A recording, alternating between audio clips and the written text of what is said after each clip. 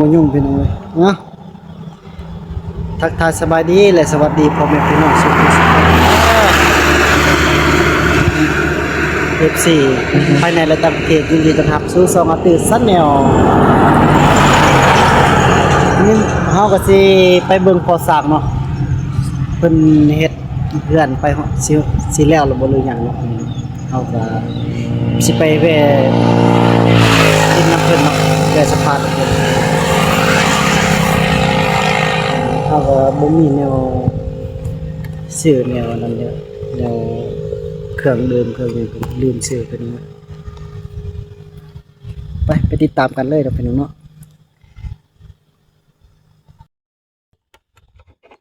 ขี่รถไปน้อง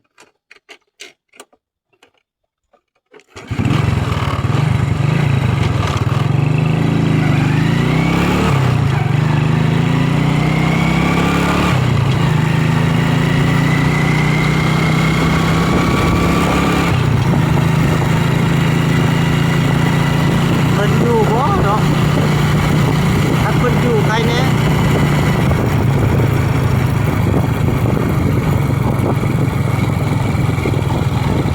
บ่เห็นคนเนาะบ่เห็นเลยเฮาก็แวะเบิ่งมันบ่เห็นสิข้างในนี่แหละรถเฮาก็ต่ำกันลงทาง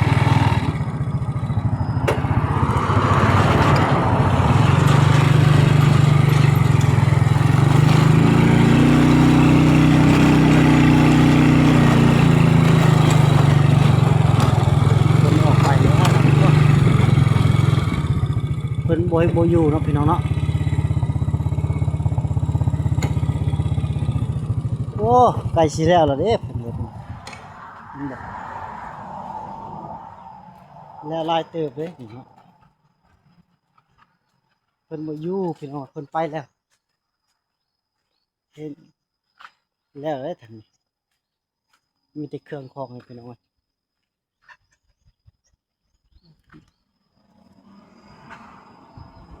เพิ่นบ่อยู่แล้วเพิ่นไปแล้วไปเวียกเพิ่นคิดว่าเพิ่นอยู่สิดอกเอ้าเมื่อเนาะพี่น้องเนาะเฮาก็กลับแล้วเพิ่นบ่อยู่ก็สิแวะลิ้นของเพิ่นไปถ่ายเนาะเพิ่นขายหยังแน่เนาะเพิ่นเฮ็ดตลาดอยู่แคมป์ทางนี่เนาะพี่น้องเนาะไปกดเบิ่งก่อน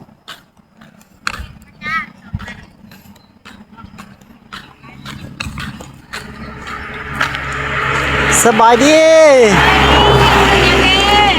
โอ้มาเบิ่งอันนี้ได้ขายหยังแน่ เด็กกบเขียดปูปลา โอ้เบิ่งเพิ่นขายในคุกกบมีแต่ตัวบักใหญ่ๆพี่น้อง เขียดหน้าปลาคอปลาดุก อันนี้เท่าไหร่อันนี้ฮะ กบฮะแซม ปลาเห็ดเพาะก็มีเด้อพี่น้องเด้อนี่เห็ดเพาะเพิ่นละหอยเขียดน้อยเขียดน้ำเต้าเนาะนี่เนาะ เขียดยาแซม เขียดกระคำเขียด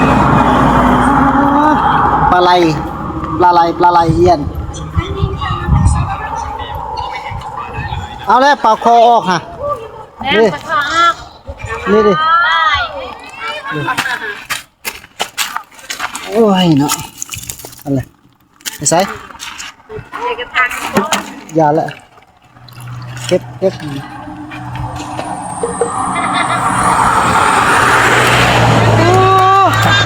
ฝนตกเมื่อคืนนี่บ่เนาะ แม่ ว่าฝนตกแห้งบ่อยู่นี่ฮะ ไอ้เอ้ยอันนี้ชวนลูก โอ้ต้องคนใดกบเกี่ยว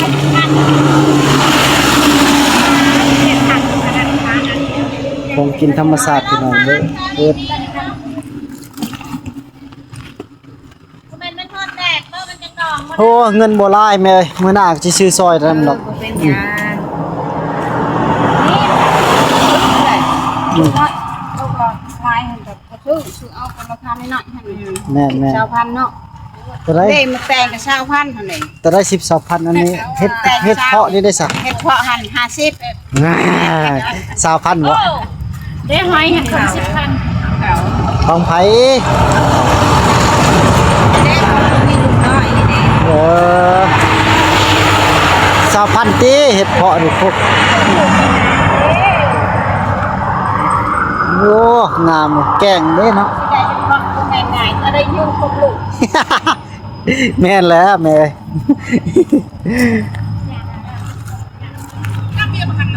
มันแดดก็หน่อยนะคะ แม่ไปเบิ่งแม่ว่าแม่ไปลิ้นน้ำพอสร้างพอสร้างเพิ่นบ่อยู่เด้จักเพิ่นไปใส่ไปเฮือนใส่ฟ้าบ่ก็เลยแวะมาแวะอยู่ถ่ายอยู่นี่ ทางบ่ แม่น มันบ่ ว่าแวะไปหาเพิ่นแม่นเพิ่นมีบนทางไปเป็น อันกำกลางลำกลางอยู่ไกล สิซื้อมักแตงซอยเพิ่นนะพี่น้องเนาะนี่มักแตงซอยซื้อซอยเพิ่นขาย20,000กีบพี่น้องก็เลยสนับสนุนเพิ่นก็มีแนวนะก็เทินแว่เลยแว่แล้วก็สิซื้อซอย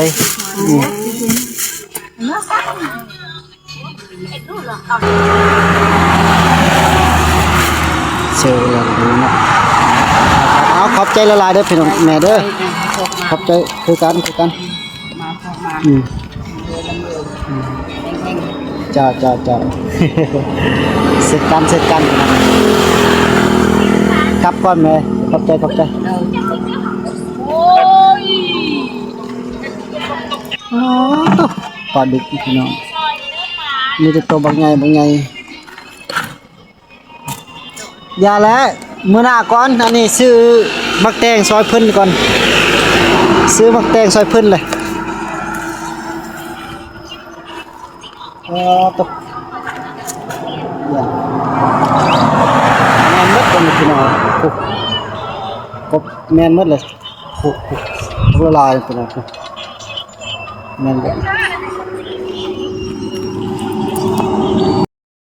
วันละก้อยเลยพี่น้องเฮาก็สิไปส่งหมวกกันน็อกเขาเนาะหมวกกันน็อกยืมเมื่อคืนหมวกกันน็อกสาวพรไปเบิ่งกันเลยเข้าไปเบิ่งเนาะสาวพรเพิ่นอยู่เฮือนเพราะหรืออยู่ไสเนาะเอาหมวกกันน็อกเพิ่น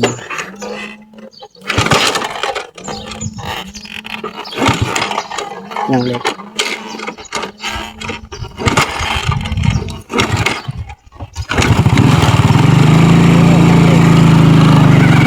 เอาสิไปเบิ่งเลยเราอยู่เฮือนเบิ่งอยู่ไสเนาะเ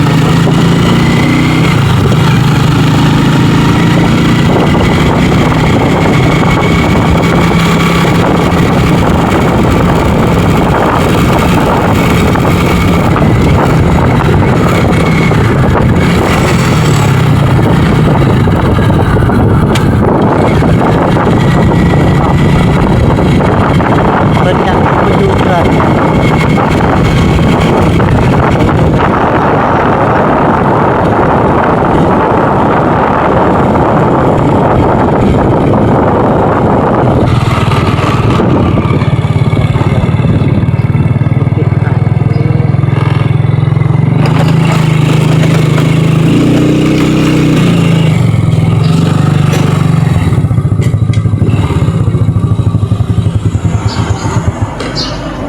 อยู่เฮือนบ่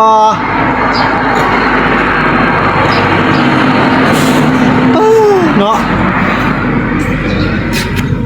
อยู่เฮือนบ่พร